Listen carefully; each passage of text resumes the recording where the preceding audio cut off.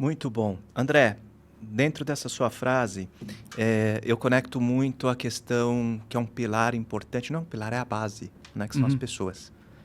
E liderar as pessoas, ou liderança de pessoas, seja ela direta ou indireta, é um desafio.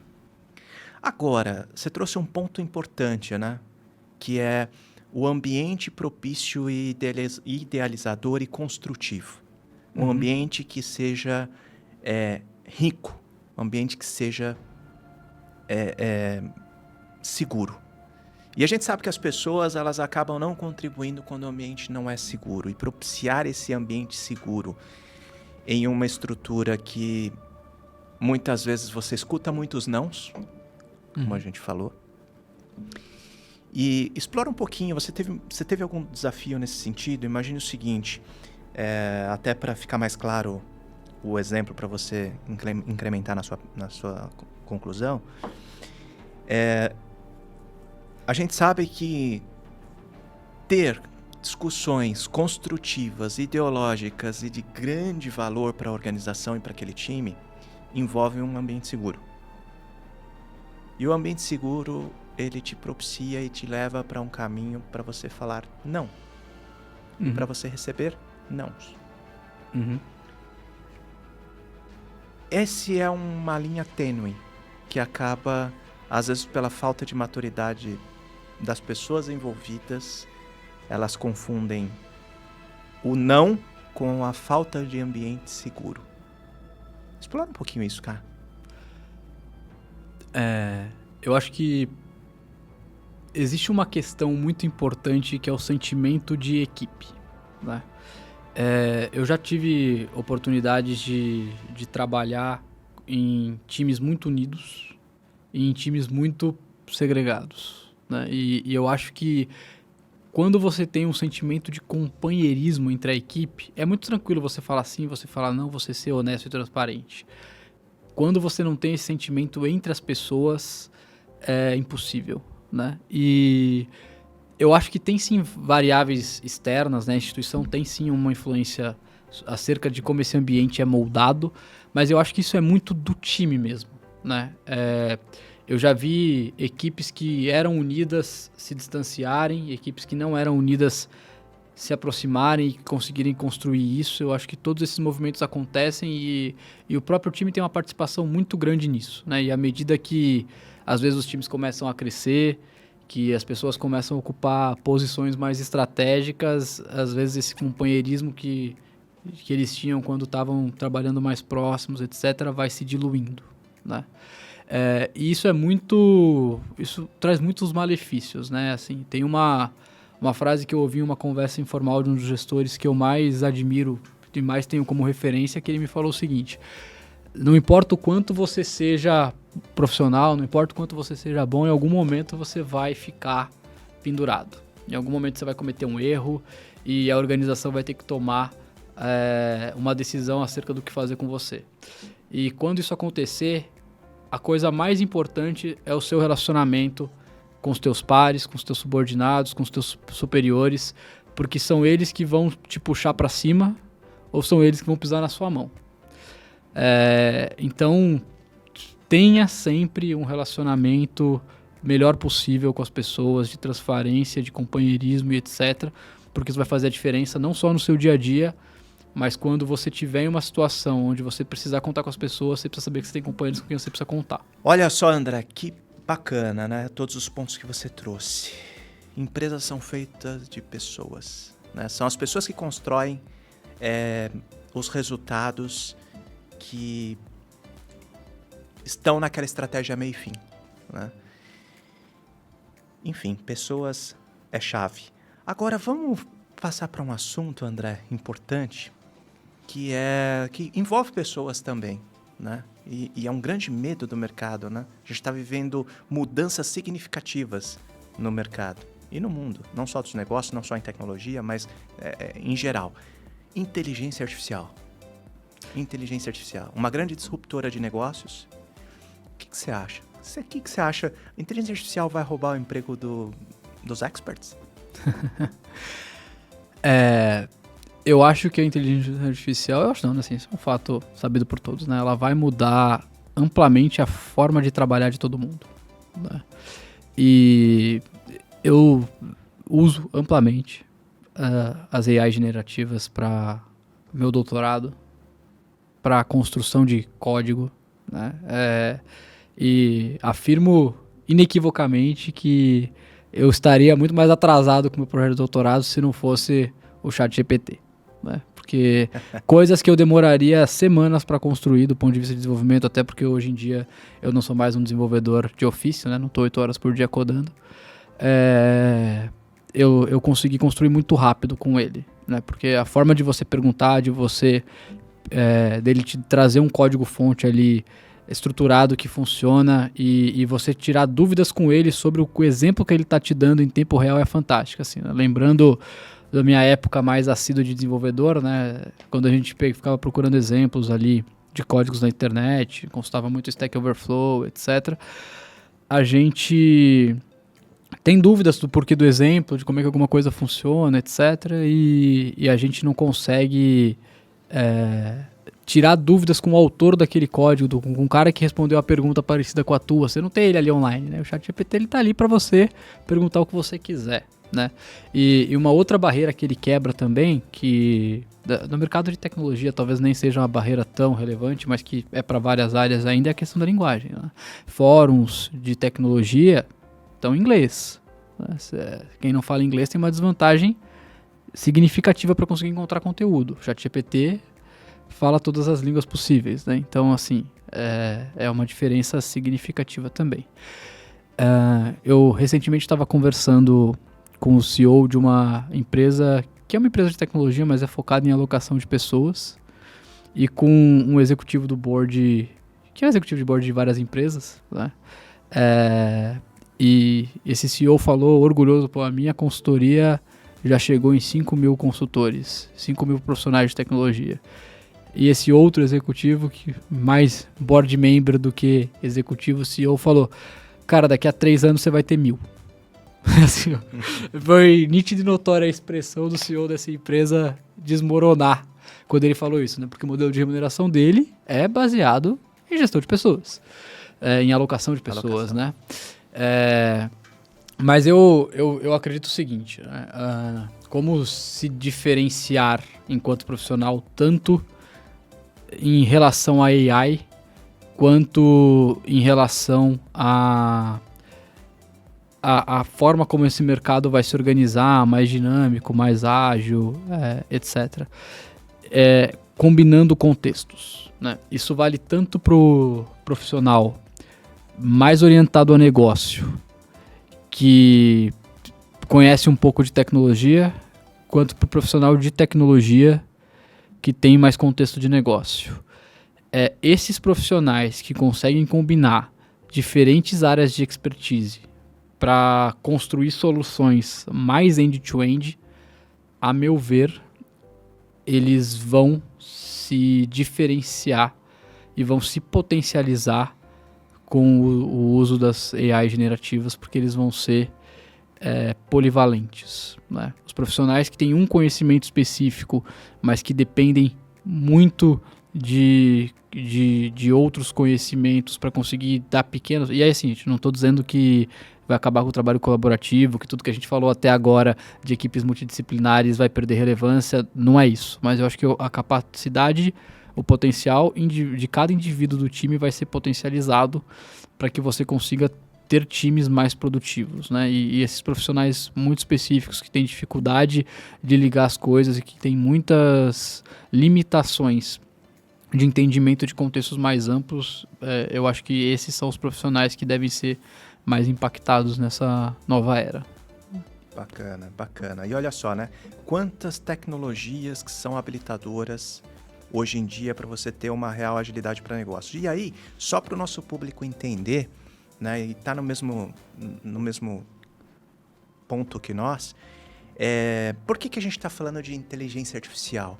Porque se você trabalha em uma empresa que não segue essa tendência, mas a concorrência segue, você está fora do mercado, sua empresa está fora do mercado, né? E o exemplo que você trouxe dessa consultoria, né? O negócio dela está fundamentado em body shop.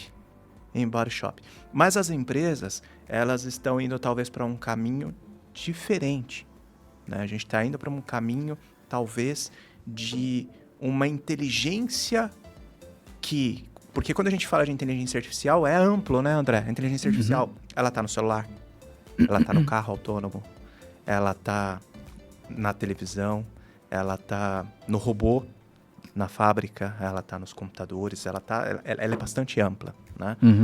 E eu não tenho dúvida que isso vai acontecer. Agora, o grande desafio são as outras tecnologias que habilitam a inteligência artificial. Porque dá a impressão que a inteligência artificial é só ChatGPT, né? Fala um pouquinho disso. Quais são essas tecnologias? Assim,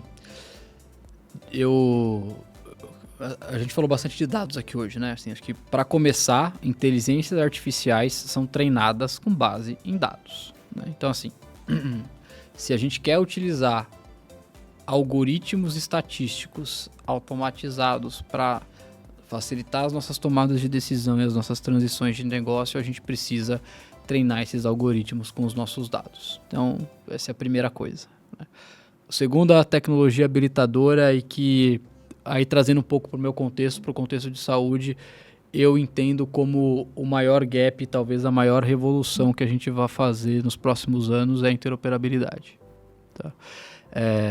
Para que você possa ter esses dados consolidados em um ambiente informacional, para você treinar os seus algoritmos de inteligência artificial e ganhar produtividade e ganhar tomada de decisão, você precisa que esses dados sejam transacionados entre N sistemas.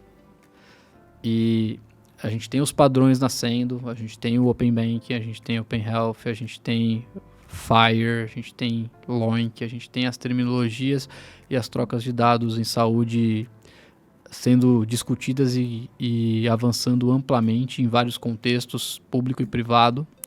E não acho que é um problema resolvido, não acho que é uma dificuldade superada, longe disso, inclusive, mas os esforços estão empenhados para que isso evolua e caminhe com celeridade. E tudo isso precisa de poder computacional, né? Então a gente já trata como se fosse uma coisa que sempre existiu, né? Mas é uma tecnologia que se fortaleceu nos últimos 10 anos. Aí a cloud é imprescindível para habilitar a interoperabilidade, a capacidade de processamento, o storage para todos esses dados e o poder computacional necessário para construção desses e manutenção desses algoritmos de inteligência artificial. Então é uma tecnologia extremamente habilitadora, né?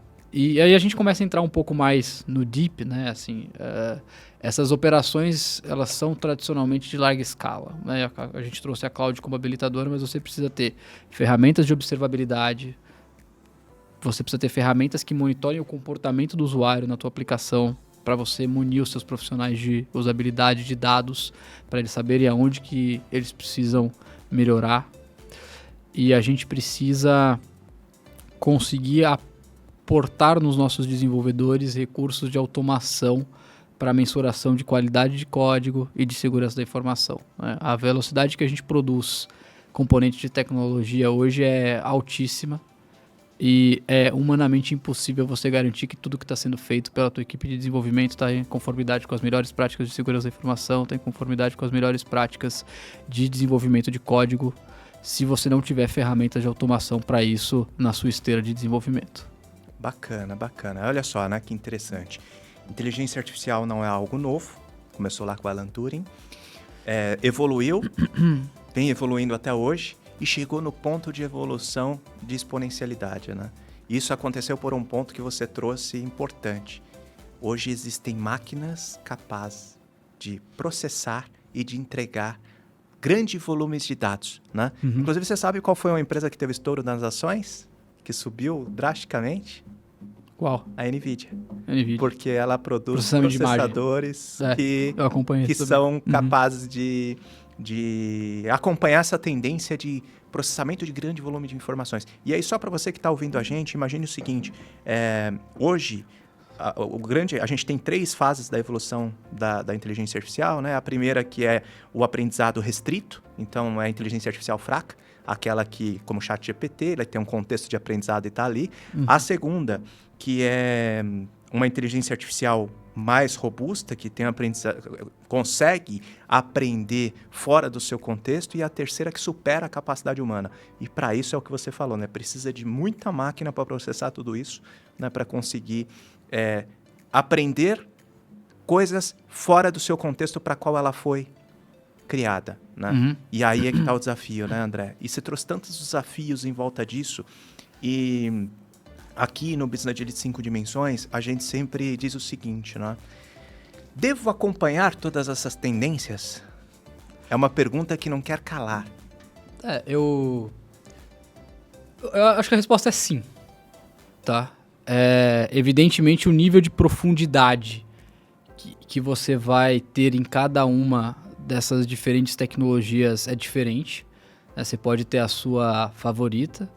E também, para um profissional que está em início de carreira, naturalmente é um contexto muito amplo para você mergulhar em todos, né? A gente que já está com um pouco mais de cabelo branco... Você está novo ainda, cara. Tô com 32, estamos indo. Mas assim, acho que em diferentes fases da minha carreira eu foquei em tecnologias diferentes. E esse conhecimento ele acaba sendo complementar, né? Até porque... as bases matemáticas, as bases de engenharia que estão por trás de todas essas tecnologias, elas acabam se repetindo, né?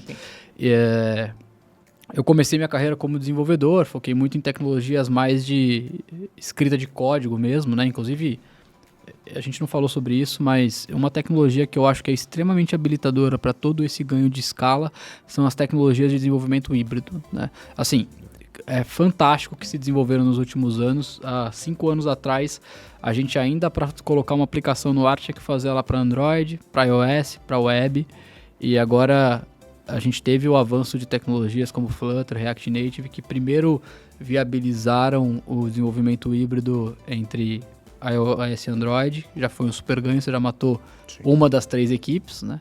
E agora essas tecnologias também evoluíram para um código único para mobile e para web, que traz um ganho de produtividade e manutenção incrível para as equipes de desenvolvimento, né? O que você precisava ter 3 times para fazer, você precisa de um hoje.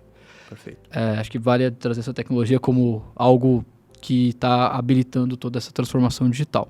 Mas voltando para o ponto do foco, eu comecei muito focado em tecnologias de desenvolvimento.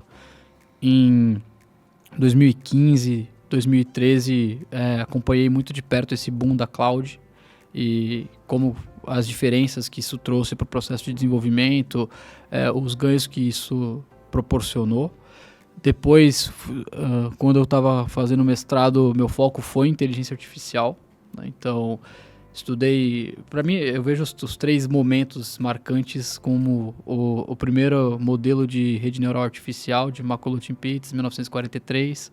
Depois, as primeiras redes convolucionais, ali com o ALENET e etc., 2012, né, aqueles algoritmos capazes de identificar dígitos bancários, etc.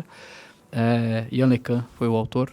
E agora acho que o terceiro grande passo, depois das redes convolucionais que classificavam objetos de imagem, etc., são as AIs generativas, né?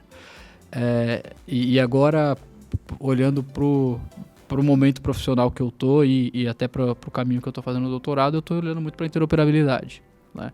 Esses padrões HL7Fire, LOINC, como que as redes se organizam para teoria de grafos, etc. Então, assim, eu acho que para profissionais que estão há mais tempo no mercado, naturalmente, momentos e projetos fizeram com que eles conhecessem diferentes tecnologias e isso vai compondo o teu leque de como é que as coisas funcionam e vai ficando mais fácil acompanhar diferentes coisas, porque você tem uma base de tudo, né? Mas para quem está começando, realmente, escolhe uma, foca, vira um especialista nessa e depois você vai generalizando o seu conhecimento, assim como as AIs fazem, né? Perfeito, perfeito. Isso me recorda uma conversa que eu tive com um engenheiro da Microsoft em um determinado momento. Ele foi no campus São Paulo, ali no Google, e dar uma palestra, e a gente estava conversando. E naquela época, meu filho tinha 8 anos, hoje ele está com 19. E aí eu lembro que ele falava sobre carros autônomos. E estava falando da quantidade de sensores, etc. E falando de quanto que os negócios seguiriam essa tendência, né? E, inclusive, aconselhando os novos profissionais a seguir tecnologias disruptivas, né? Porque olha só que interessante que você trouxe, né? Eu também comecei minha carreira na carreira técnica, né? E passei por N tecnologias, N linguagens, N frameworks, E é engraçado que o quanto que a gente nos trouxe até aqui não vai levar a gente até, né, o futuro próximo. Então, quantas tecnologias que você aprendeu que serviram como base, mas você não utiliza mais? Elas evoluíram. E aí, olha só que importante, né, André? Se essas tecnologias elas evoluem e exigem tanto do profissional que atua com tecnologia, né, por que não profissionais que atuam em outras áreas do conhecimento, né? O médico, será que o médico que atuou na década de 70, ele tem o mesmo nível de atuação de hoje? Não, né? As tecnologias evoluem. O engenheiro, ou o advogado, ou a gente pode citar qualquer área de conhecimento aqui. O fato é que as coisas evoluem, só que a tecnologia ela evolui de uma maneira mais exponencial. Olhando para toda essa evolução, né? Todas essas questões habilitadoras para tornar o seu negócio realmente ágil. A gente está vivenciando um momento que é um momento desafiador no mundo. Um momento difícil de geopolítica. Fala, assim, uma vez eu vou usar a frase que uma vez olharam para mim e falaram, e aí, como é que tá? Tá em crise as coisas? Eu olhei e falei, cara, eu nasci na crise. Falei, nunca ouvi alguém falar que tá bem, né? Mas olhando pro contexto atual, fazendo uma análise mais ampla, quando você olha questões geopolíticas, questões de mercado e etc., o varejo está passando um grande desafio. É um desafio que... E o varejo é o termômetro de tudo que está em volta, né? Porque a economia está em volta do consumo. E se a teoria está em volta do consumo, se o varejo não vende, a economia não traciona, né? Principalmente no nosso caso aqui, a gente tem a questão das importações, que é caro para importar, né? Para exportar. Então, o que você olha para tudo isso, cara? E a gente fala desses desafios que estão para os negócios e essa velocidade tecnológica que vem fazendo com que as empresas tenham que se adaptar.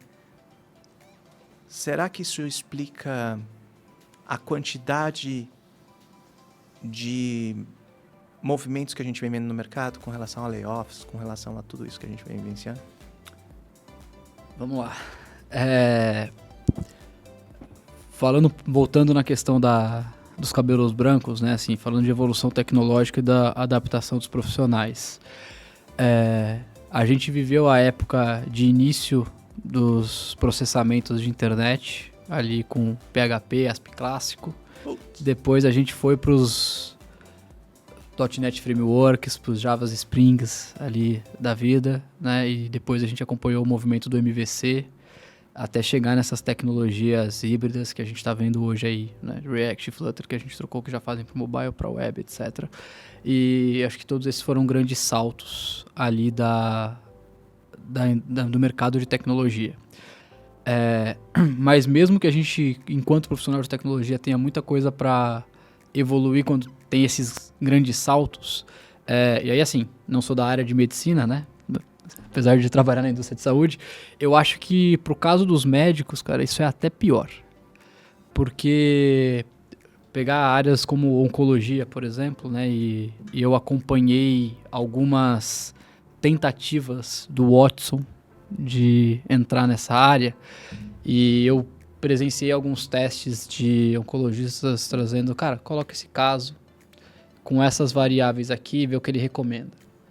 E ele dá uma resposta ali de tratamento, eles falarem, cara, tá errado. 3 semanas atrás saiu um paper e agora a recomendação não é mais essa. Então assim, se por um lado a gente tem grandes disrupções tecnológicas a cada 2, 3 anos e a gente tem que reaprender a fazer as coisas, esses caras têm isso o tempo todo, né? E adicionalmente, você fica se questionando, né? Porque, principalmente no Brasil, a gente observa profissionais médicos já idosos e ainda atuando plenamente, né? Então, se atualizar nessa velocidade durante a vida toda é um esforço contínuo, né?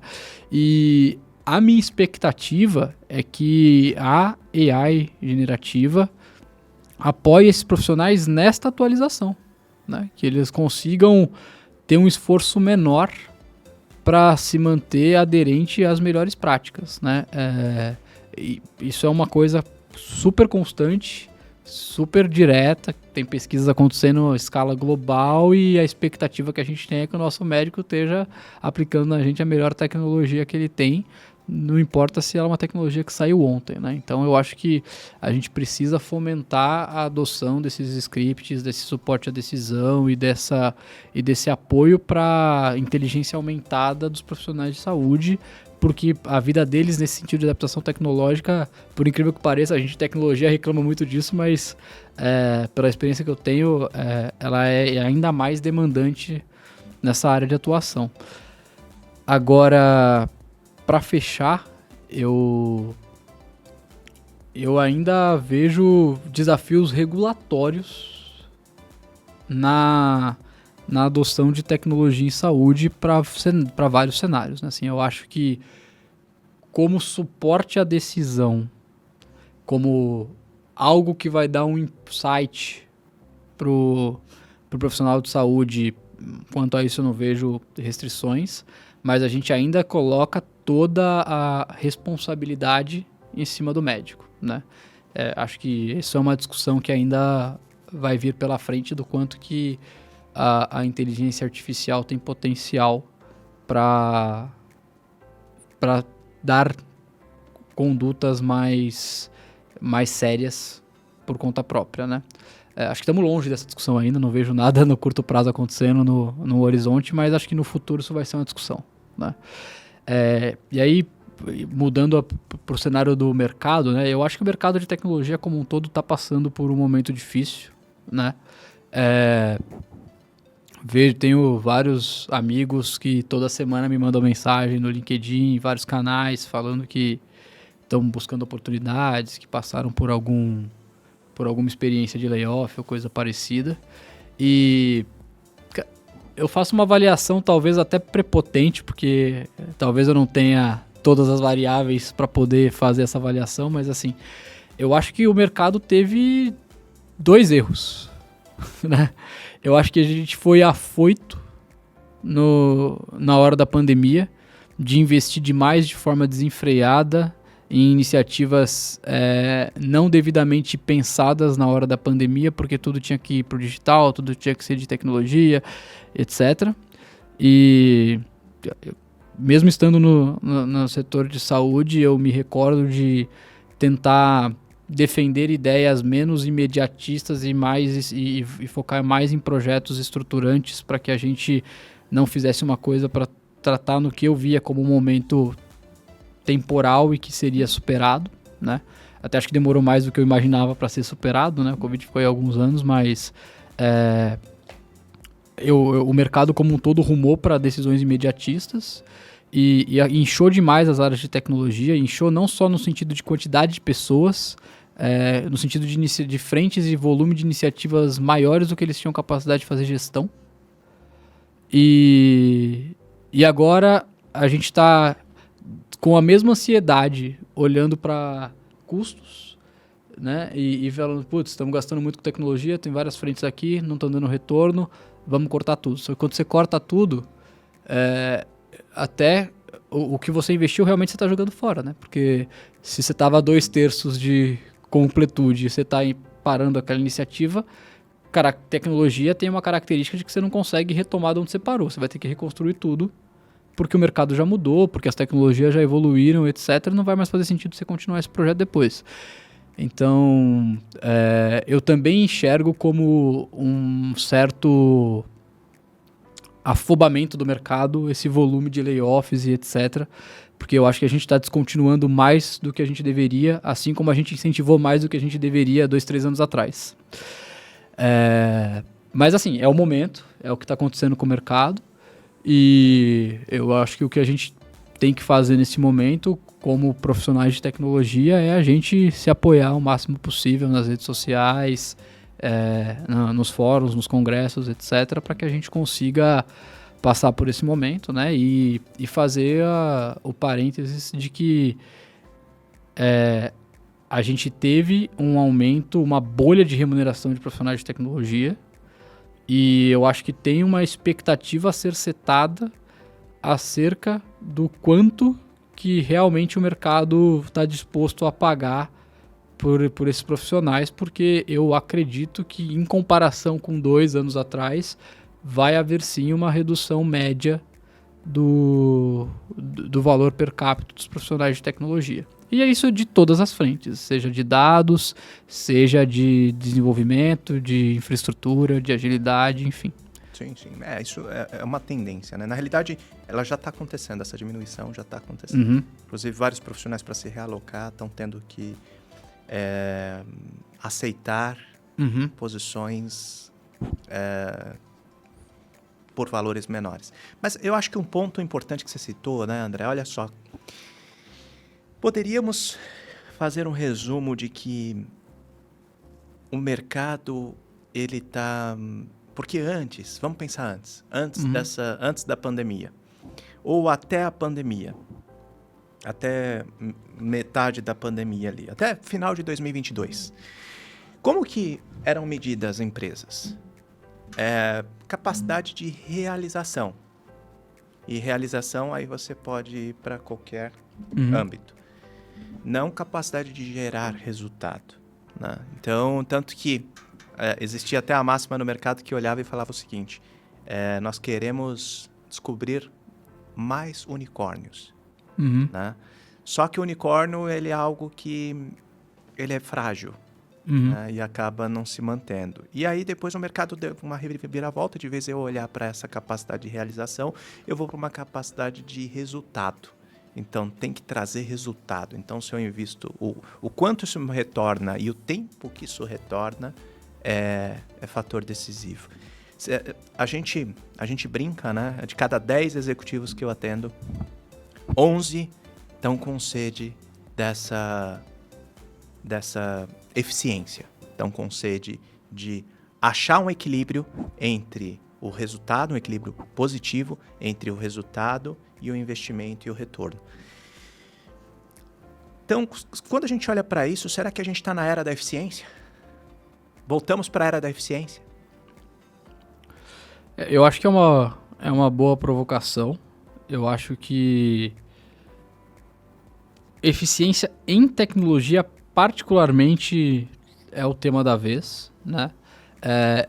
Quando a gente fala que... Eu acho que a gente, enquanto profissional de tecnologia, a gente é responsável também por essa retração, porque a gente abriu iniciativas sem o devido controle nesses últimos anos, e agora a gente está precisando mostrar o resultado dessas iniciativas que o mercado abriu de digitalização. E a gente precisou crescer operações, etc. E a gente precisa cada vez mais mostrar quais operações estão dando certo e quais não estão. Então eu vejo eficiência como a bola da vez, sim. Tá? E aí, como é que a gente mensura essa eficiência? Eu acho que isso vai passar por uma mudança no nosso critério de avaliação de fornecedores, né? Fornecedores que estejam dispostos a trabalhar com modelo de sucesso, onde eu não contrate um escopo, onde eu não contrate uma alocação de pessoas, mas contrate a resolução de um problema, mas contrate um resultado, né? Então, você vai vir aqui, a situação é essa, você vai fazer o meu KR sair de A para B e eu vou te remunerar em cima disso, né? Assim, eu vejo o mercado evoluindo para isso, o que é um super desafio para as consultorias, né? Elas vão ter que se acostumar a trabalhar com risco, porque hoje o nosso modelo ele joga o risco totalmente para o cliente, né? Então, eu entendo esse como um movimento interessante.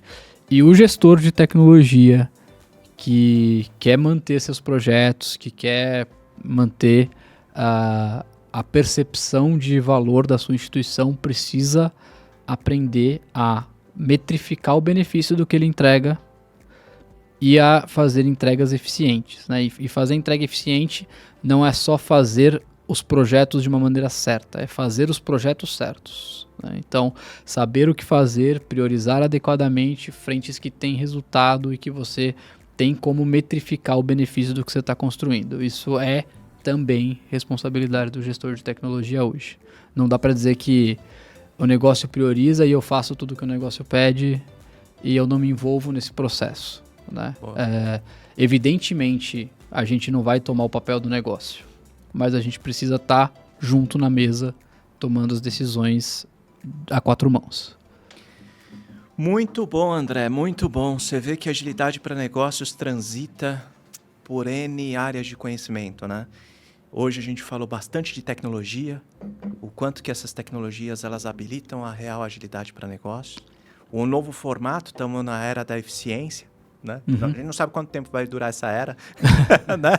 As coisas acontecem muito rápido, mas a verdade é que as empresas procuram ser mais eficientes, fazer mais com menos. Ah, Alex, mas isso é velho, isso foi falado desde sempre. Tudo bem, mas a gente está vivenciando agora um retorno que eu não via há bastante tempo, que é realmente a preocupação com a eficiência na vírgula, né? E claro, para você atingir essa eficiência, você tem... ela é ampla, né? É ampla, né? Você tem ali a eficiência do ponto de vista de tecnologia, você tem a eficiência do ponto de vista do negócio, né? Que são coisas complementares, mas não são a mesma coisa, né? Mas o fato é que as empresas elas têm um desafio maior. O cheque menor, o desafio maior. E eu acho que esse é um desafio para agilidade, especificamente, né? Porque quando a gente está acostumado com uma coisa, a gente está tentando implementar uma mudança, a primeira vez que essa mudança dá errado, a gente tem uma tendência de voltar para o que a gente conhece, né? Então tem muita empresa querendo ir para o modelo de ágil, e quando esse modelo começa a ser questionado, uma tendência natural de voltar para o modelo de waterfall. Tem muita gente fazendo isso. No mercado. E tem e eu entendo, tá? Assim, eu não defendo, mas eu entendo, porque eu vejo nas empresas ainda incentivos para este modelo, né? Porque ele tem menos risco. Simples assim, né? Assim, ele tem menos risco para o gestor. Vou reformular. Eu acho que ele tem mais risco para a instituição, mas ele tem menos risco para o gestor.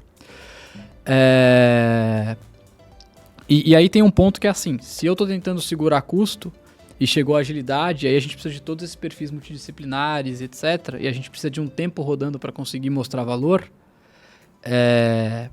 Se esse tempo se eu não tenho esse tempo, eu vou acabar tendo dificuldade de justificar esse time ágil, né? Eu acho que esse movimento ágil ele chegou com muita força nas empresas e ele vem sendo questionado em diversos segmentos assim, mas qual que é o valor que essas squads aqui estão trazendo para mim? Vocês falaram de agilidade e tal, de resultado assim, mas cadê? Né? Então assim, eu acho que tecnologia tem que ser mais eficiente, sem dúvida.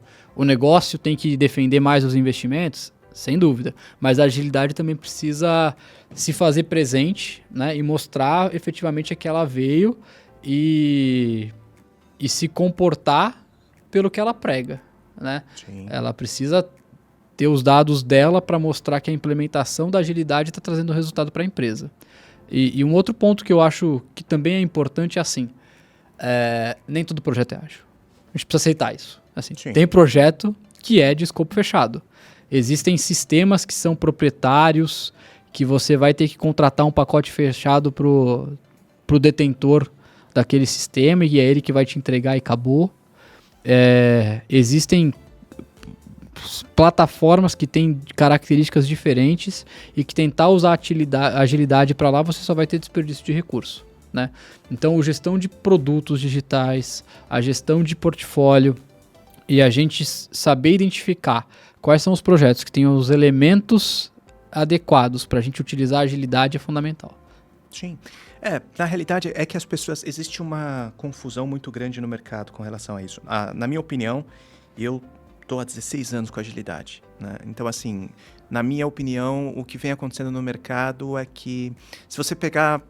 Eu brinco que não tem quem me fique em cima do muro comigo, tá? Tem muito agilista que me odeia. E me odeia por quê? Porque eu acredito que realmente a agilidade ela tem que fazer sentido e estar linkado no objetivo da instituição, e não ao contrário, né? O fato é que boa parte das empresas se preocupam muito com frameworks, métodos, Scrum, Kanban, fica ali em abraçar a árvore e acaba gerando essa desconfiança. Eu acho que foi isso que minou o mercado, sabe, André? Acho que porque imagina, né? É que nem imagine você. Você está fazendo seu doutorado e você tem a sua tecnicidade. Imagine você vendendo isso para um cara que não é da área. Ou vou inverter o exemplo. Imagine um médico falando tecnicamente com você o detalhe sobre uma cirurgia, sobre uma questão da saúde. Você não vai entender nada do que o cara fala. Você só vai olhar para ele e falar assim, tá bom, o que a gente precisa fazer, né? Eu confio em você, vai lá e faz. E aí o cara não faz. Né? Eu acho que esse é o grande ponto. O resultado, né? A expectativa que existe sobre isso, o resultado que é gerado em volta disso. Eu brinco que não só agilidade, mas tecnologia são meios, não fins. O fim é o que aquele negócio existe, né? Se há uma área, se existe aquela empresa, ela está atuando na área da saúde, ela tem um objetivo fim ali. Se você tem uma empresa que está no ramo financeiro, ela tem um objetivo fim. E aí tudo que vem em volta disso é meio para fazer aquilo acontecer. Eu acho que esse é o desafio que está em volta das equipes ágeis hoje que estão sendo questionadas. E, claro, faz parte do jogo. Não é simples, não é simples. Esse é o novo desafio, cara. Mas você sabe que, assim, eu acho que, falando da área de saúde especificamente, né, a medicina baseada em valor é um tema recorrente também, porque o nosso modelo de remuneração hoje é baseado em fee for service, né? E isso tem muita discussão acerca disso, né? Acredita-se que o modelo do futuro é mais baseado em valor, eu particularmente acredito também, mas no caso de tecnologia, tem muita atividade intangível, né? Tem muita coisa que a gente tem dificuldade de trazer o valor para a mesa, né? Então, é um processo em amadurecimento. Principalmente pelo desconhecimento, né? Que existe em volta de um assunto que é tão específico, tão especialista, né? E o modelo de remuneração da tecnologia hoje, ele também é fee for service. Claro. A gente tem muito mais empresas de tecnologia voltadas à prestação de serviço do que empresas de tecnologia voltadas a produtos de tecnologia. Sim, se você fizer um parênteses aqui para tirar as big techs da jogada, as empresas nacionais de tecnologia que têm produtos, para mim, elas estão no mercado muito mais difícil. Porque você tem um investimento muito mais alto de início, você demora para começar a ter retorno desse investimento e você tem que sempre estar mantendo o seu produto atualizado. A depreciação de ativos de tecnologia é infinitamente mais acelerada do que outras áreas contábeis. Cara, tem aplicativo, a gente fala em 3 anos de depreciação, sistema 5. Então, quer dizer, construir um prédio é 80. Né? É uma depreciação de ativo muito acelerada e o custo de manutenção é alto. Quando você se coloca como empresa de tecnologia que presta serviço para outras indústrias, qual que é o seu risco? Você aloca uma mão de obra e executa. Então, assim, o quanto que a gente está preparado também para esse novo modelo de negócio baseado em valor ou baseado em produtos digitais com a indústria nacional? Eu acho que bem pouco. Você sabe que isso está em volta de uma discussão que já deu pano para manga. Eu peguei uma instituição um tempo, as famosas squads estendidas, né? E 90% daquela operação era terceirizada. E eu fiz a seguinte pergunta para o CTO. Eu olhei e falei, tá, tudo bem, você utiliza a estratégia de squad estendida. Não tem nada de errado nisso. Mas qual que é o seu formato de contratação? Você contrata iniciativa, projeto, resultado, ou você contrata cabeça, pessoas? Não, eu contrato o resultado. É ótimo. Ótimo. Mas então significa que se ele não entregar aquele resultado que ele se comprometeu, você não precisa pagar ele. Certo? Ele falou, não, eu preciso pagar ele independente se ele me entregue ou não. Eu falei, então você não contratou o resultado. Então você contratou a cabeça, né? Você contratou. E aí ele olhou e falou, mas essa consultoria ela não trabalha dessa maneira. Eu falei, tudo bem. Eu chamei uma outra consultoria aqui e custava 7 vezes mais para eles fazerem isso. Eu falei, percebe? Perfeito. Por que ela te cobra 7 vezes mais? Porque ela está assumindo o risco. Eu falei, faz parte da equação. Né? É um desafio. É um desafio. E assim, eu ainda vejo as nossas burocracias institucionais não superadas no mercado como um todo, né? Assim, e eu acho que isso é um desafio para as empresas poderem trabalhar no modelo de resultado, né? Como é que eu vou falar para o fornecedor que eu só vou remunerá-lo pela entrega se ele tem dificuldades para que a equipe comece a trabalhar, para ter acesso aos dados, para ter acesso à VPN, etc. Aí você acaba impactando no resultado. Isso. E o cara tá com o custo lá correndo, né? Então, assim, tem desafios para os dois lados, né? É desafio. Inclusive, você vê, é uma negociação tão tensa essa, né, que quando você olha e fala, bom, tudo bem, mas eu só consigo rampar o meu time para conseguir te atender a partir do momento que você estiver preparado. E isso é particularmente difícil nas empresas multinacionais, né? Porque assim, o cara que está avaliando a segurança, o cara que está avaliando esses acessos, etc., ele está lá em outro país, né? Com barreiras de linguagem, barreiras de fuso horário. Tem desafios e eu acho que a área de agilidade tem que ajudar nisso, cara. Essa desburocratização do setor para projetos ágeis é uma missão da agilidade. Porque se a gente não conseguir trabalhar nessas áreas de apoio para que elas entendam esse modo de trabalho, a gente não vai sair do lugar. É isso. André, você citou um ponto importante que tem o principal foco dessa comunidade. Nosso foco realmente está em desmistificar o que realmente é agilidade para negócios. Né? Assim, tanto que a gente fala pouquíssimo, quase nunca, sobre frameworks e métodos aqui, apesar da gente ter uma vasta experiência sobre isso. Por quê? Porque a gente entende que isso é meio e a gente precisa estar em volta do fim. E estar em volta do fim, essa é a nossa grande luta. É olhar para o mercado, é olhar para aquele agilista que está, ou aquele Agile Enterprise que está ali lidando, ou que seja um Agile Coach, ou que seja um Agile Master. É olhar e falar, qual que é o seu propósito dentro desse time alinhado ao propósito da organização, né? O quanto que você está realmente ajudando para a atividade fim e não a atividade meio daquela organização. E eu acho que, na minha humilde opinião, esse é o nosso maior problema hoje. Tem muita gente envolvida na atividade meio e pouca gente olhando para a atividade fim. Ou seja, olhando para o fim, né? Você está olhando mais para os meios do que para os fins, mais para o meio. E aí uma hora você se perde, né? Sabe aquela coisa? Tem uma dinâmica até que você coloca a maçã ali, coloca os times para chegar e traçar estratégia para chegar até a maçã. Em um dado momento, alguém vai lá e muda aquela maçã de lugar. E quando muda de lugar, o time continua traçando estratégia para ir aonde que a maçã não está mais, né? Então, simbolicamente, o mercado é assim. E eu acho que esse é o desafio, estar atento, olhando para tudo isso. Exige das pessoas, exige. Mas eu acho que é isso. Que bom que a gente está passando por tudo isso. Esses dias atrás, teve uma pessoa que olhou para mim e falou assim, Alex, mas o que você acha de tudo isso que está acontecendo? Eu falei, eu acho bom. Ele falou, como assim? Eu falei, é bom. A gente vai diferenciar os homens dos meninos. Aí ela falou, como assim? Eu falei, Pô, você via pessoas que tinham pouquíssima experiência, começou a atuar como Agile Master em 1 ano, 2 anos, era Agile Enterprise. Né? E aí você olhava e falava, essa conta não vai fechar. E não vai fechar não é por uma questão de...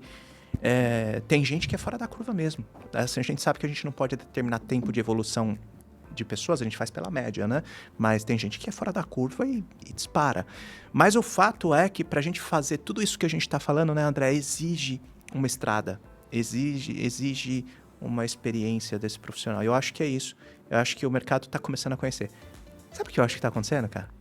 Eu acho que as empresas estão começando a entender que a agilidade está muito mais relacionada a ela mesma do que fatores externos.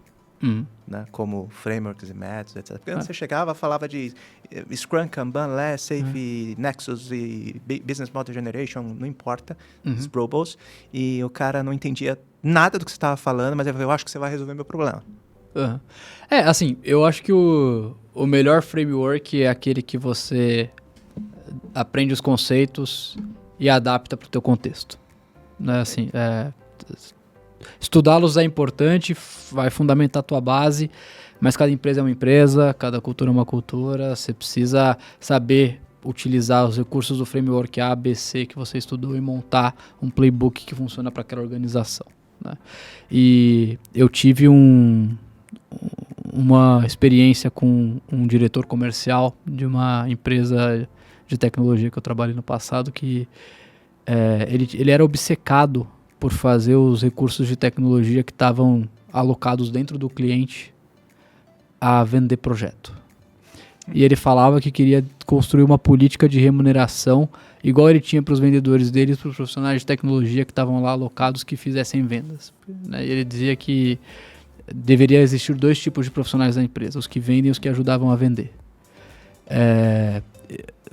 Evidentemente ele estava trazendo para o contexto de vendas, né? Mas assim, é isso, né? Não existe, a gente não pode deixar as áreas meio obcecadas pelo meio, né? A gente tem que ter os profissionais da empresa que entregam o serviço e os que ajudam a entregar, né? E todo mundo tem que estar dentro do mesmo objetivo, e daí a gente volta naquela discussão de métricas, objetivo comum e comunicação e alinhamento acerca das prioridades dos processos e não dos silos das áreas, cada uma trabalhando em prol dos seus objetivos próprios, metas não compartilhadas e etc. Né? Muito bom, André. André, show de bola, conversa de alto nível. Obrigado pela sua presença. Foi um prazerzaço ter você aqui com a gente. E é isso aí, galera. Se você gostou, compartilhe esse conteúdo, se inscreve no canal para a gente produzir mais conteúdo assim. André, show de bola, obrigado. Complementa aí. Não, obrigado pelo convite, Alex. É isso, prazer estar aqui. Espero voltar em breve. Com certeza, obrigado. Valeu. Beijo.